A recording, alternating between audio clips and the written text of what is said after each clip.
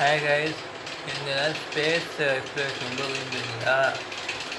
Movies பார்க்கணுன்னா கூட space ரிலேட்டடா அப்படின்னா இந்த வீடியோ உங்களுக்கு தான்.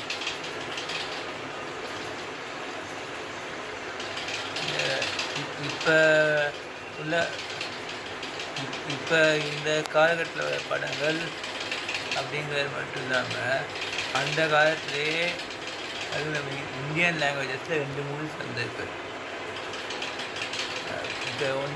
அந்த ஃபஸ்ட்டு வந்து கலையரசி, இன்னொன்று வந்து சாந்த் பச்சடாய் அப்படின்ட்டு.